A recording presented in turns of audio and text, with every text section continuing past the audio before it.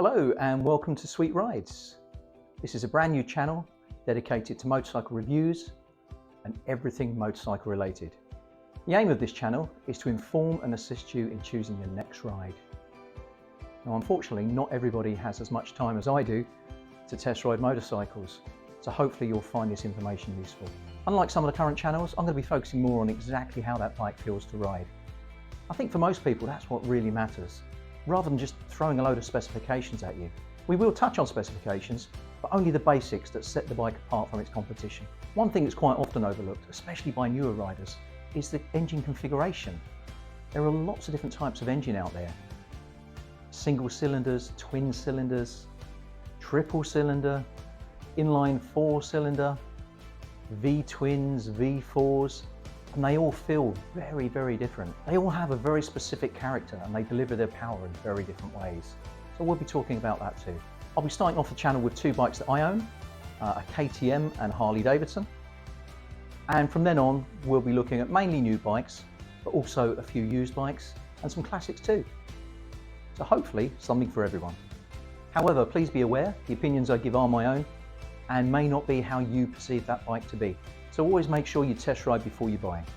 Most dealers have a great selection of demo bikes available, and as long as you've got a license, they'll be happy for you to take a few out. Some private sellers, if you can prove you're insured, will even let you ride the bike as well. If you like this video, please like and subscribe, and this will just allow me to provide even more content for you. Anyway, enough about the channel. Let's go and have a look at what we're going to be riding today. Okay, so today we're going to be riding the KTM 1290 Superduke R.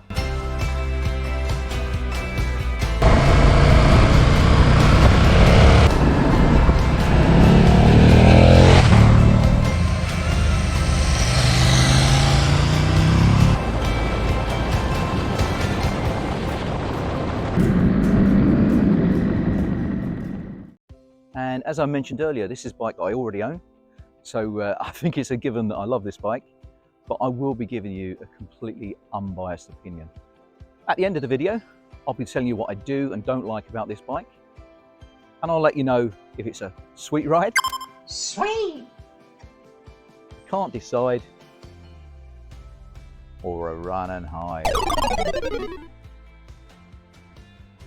So let's take this thing out for a ride.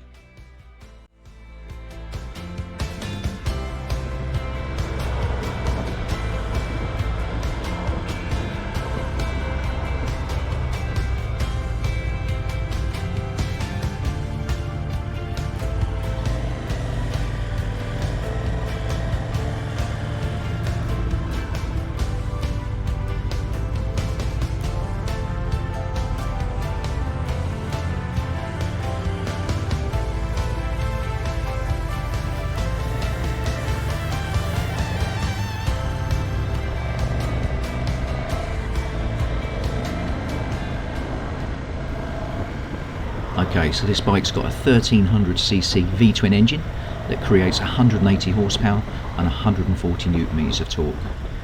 Now those are the sort of specifications often quoted by journalists that don't always mean a lot to the average man in the street.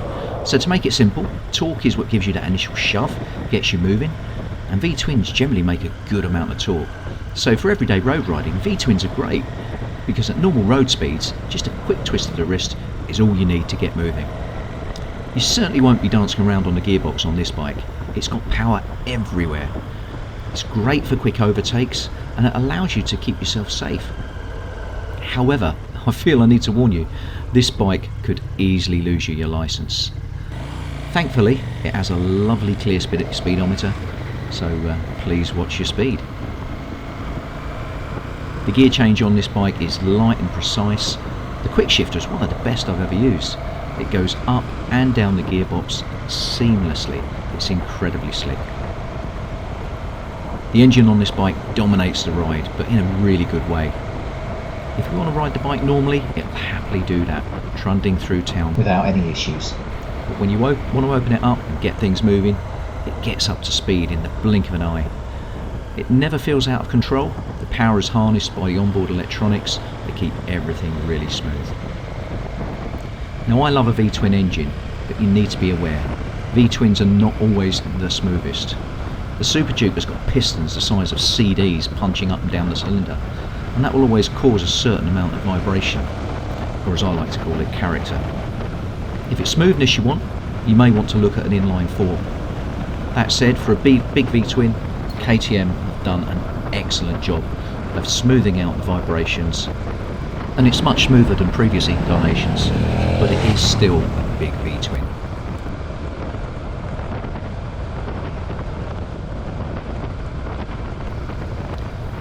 This is an incredibly well balanced bike with great handling. The suspension is from WP, front and rear.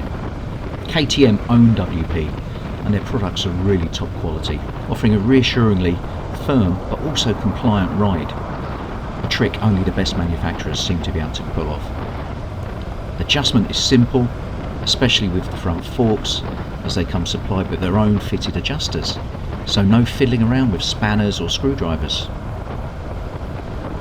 Out of the box, the setup is near perfect, but KTM also supplies settings that will suit all weights and different riding situations if needed. This is quite a tall bike for the style, but I find the handling is spot on, flipping from side to side without any issues at all. Now I'm about 5'9" tall and have no issues with the height of the bike. So unless you're under about 5'6", I don't think the seat height on this bike will be a problem for you. That said, I still see a lot of riders on the road consistently trying to get both their feet down when they stop. Realistically, you shouldn't need to do this. You generally only need to put your left foot down when you stop. Your right foot should be up on the footrest, holding on the rear brake, so that your right hand can grip on the throttle, ready to move on. The brakes on this bike are Brembo Stylemas, which to be honest are about as good as it gets on road bikes. The feeling from these brakes is fantastic. Pulling on the lever, the brakes are smooth, progressive, stopping the bike from high speeds with unbelievable ease.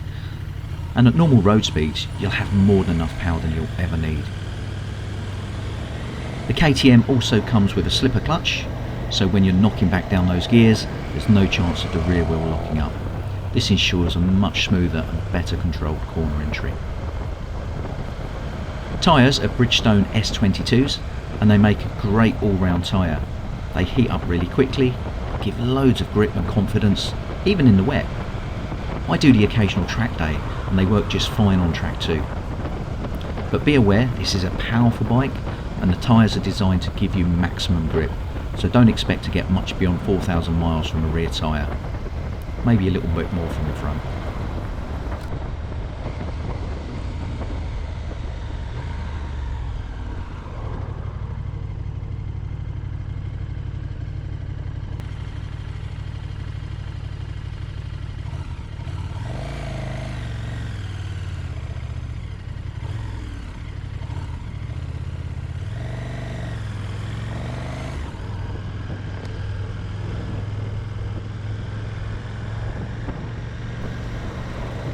One of the main reasons I bought this bike was comfort.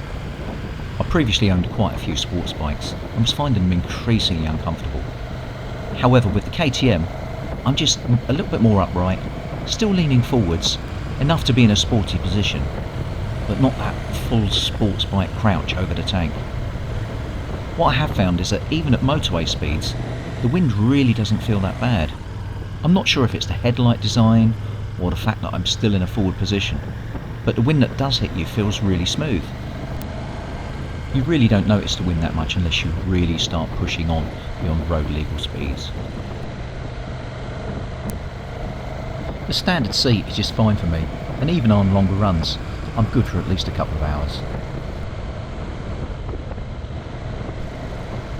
Unlike most bikes in this category, the KTM was actually designed to be a naked. It's not a super bike with its fairings ripped off and a set of straight bars bolted on. Hence I find there's just a bit more comfort on this bike compared to some of its competitors. As I've said, this bike is quite tall, which gives you a little bit more legroom too. And like most KTMs, there is adjustability built in. You can move the handlebars, the foot pegs, and it just makes it fit you a little bit better if you require it. And as I mentioned previously, the suspension is great. Really helps with the overall comfort of the bike as well.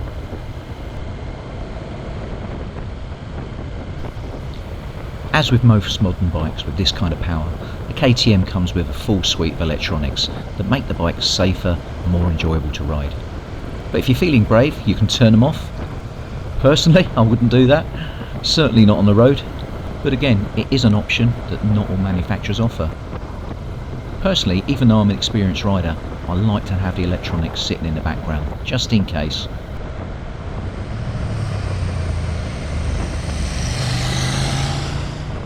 After all, we're all human and we can all make mistakes. The electronics are accessible through the clearest TFT screen I've experienced. It's really easy to navigate with the switchgear, and that's even illuminated for nighttime riding too. You can use and adjust so much on this bike. You've got different engine modes, rain mode, road mode, sport and track modes, and they allow you to tailor the power, the traction, the ABS, all in a single action. The traction control is lean sensitive as well. You've got a motor slip regulator that works in conjunction with the slipper clutch to ensure smooth down changes and smooth deceleration. The ABS is also lean angle sensitive. Even got a supermoto mode which allows you to slide the rear if that's what you want.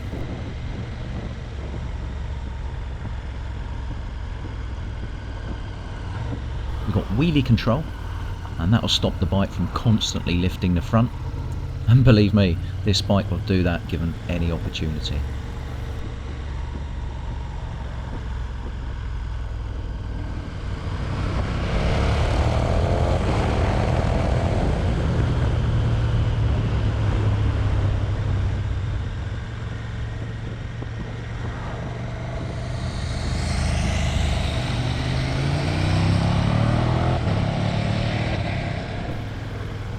Comes equipped with cruise control, which I love.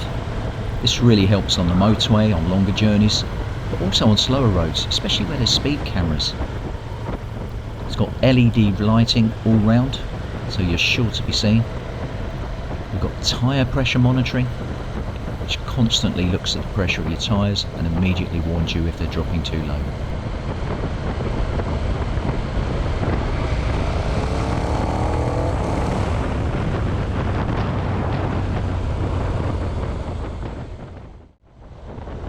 Got auto cancel on the turn signals, and that works after 30 seconds or 150 meters. Now, it's not quite as good as some of the systems out there, especially the one on my Harley, which is lean sensitive as well, but they are better than nothing and they will help to keep you safer. We've also got KTM My Ride, which connects with your smartphone, provides turn-by-turn navigation directly onto the TFT screen. You can also control your music and calls when you connect into a headset. So who's going to enjoy a bike like this? Well, people like me that have had sports bikes in the past and are looking for a bit of comfort, or just people moving up from a middleweight type bike. Anyway, we've been out for quite a while, let's head back.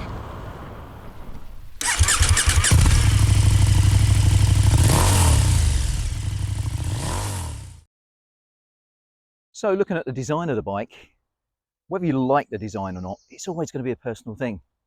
And KTM have certainly gone their own way in that respect.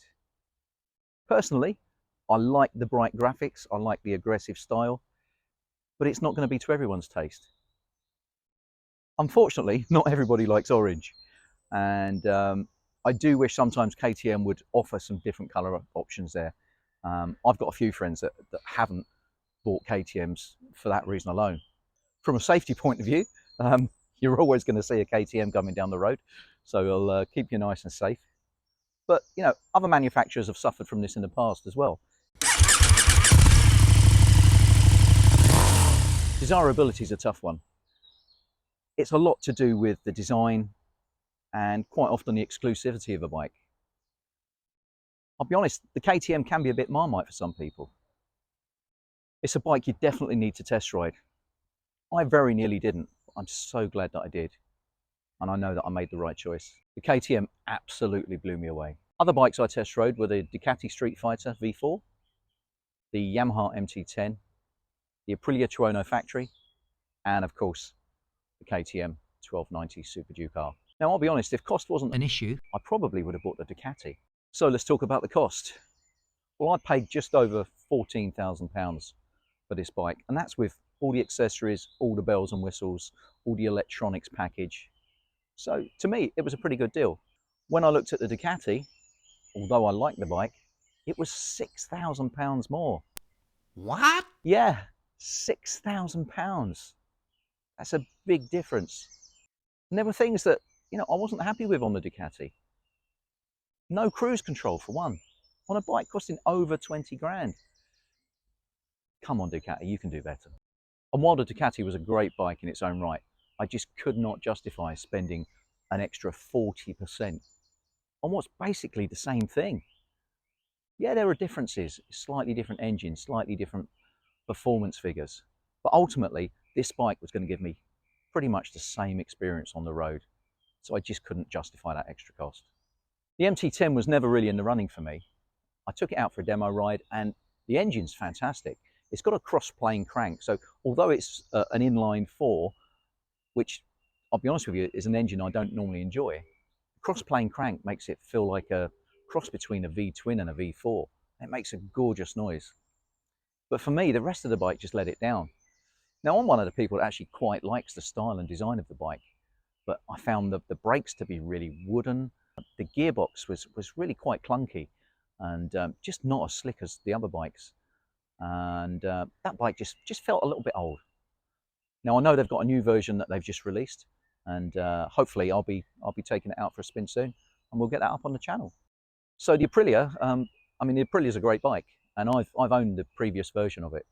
And again, it's a fantastic engine, V4 engine, loads of power, makes an amazing noise. Even with the standard can, it still sounds great.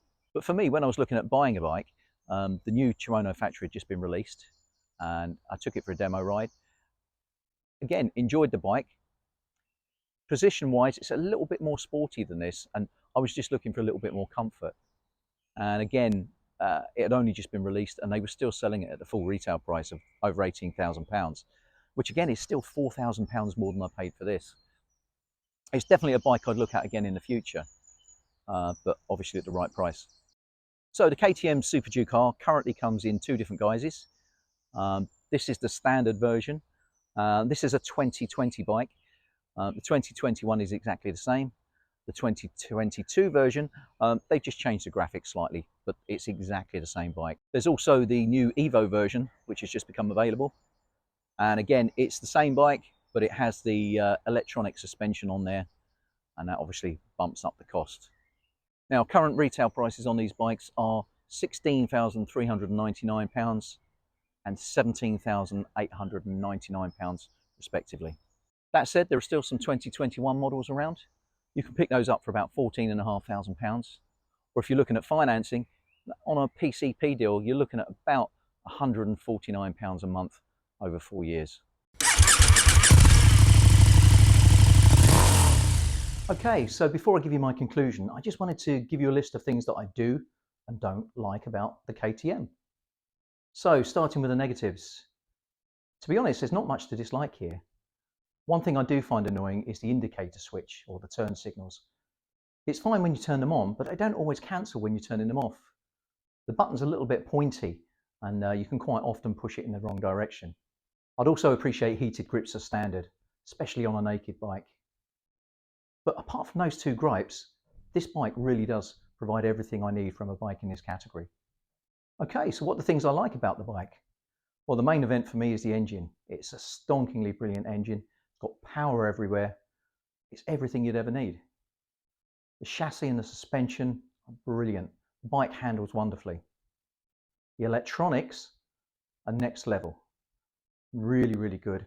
Complement everything the engine and the chassis are doing. And all three elements work together to provide an excellent package.